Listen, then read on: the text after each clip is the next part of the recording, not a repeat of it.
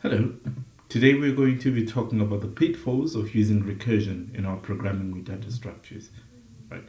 So the first pitfall that we're going to be talking about is stake overflow. Now stake overflow, this is the excessive use of memory. Right. So each recursive call adds a new frame to the data stake.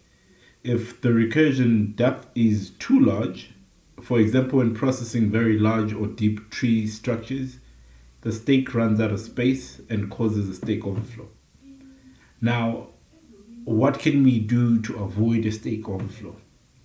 We can use iteration, meaning loops, right? Instead of recursion for depth computations, especially when the depth could be larger or unpredictable, we can just use our loops and iterations. Or we can apply tail recursion optimizations. If the language supports it, C# certainly does, to reuse the current stake frame instead of creating a new stake for each call. So that's all on stake overflow.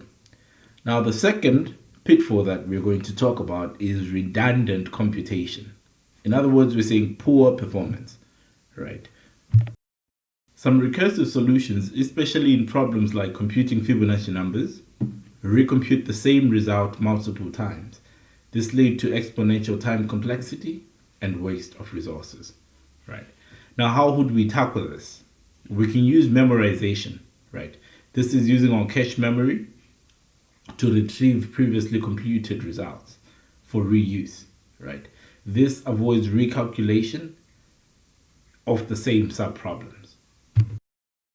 Another way to tackle this is the use of dynamic programming to solve problems bottom up, storing intermediate results in a table and avoiding repeated recursive calls.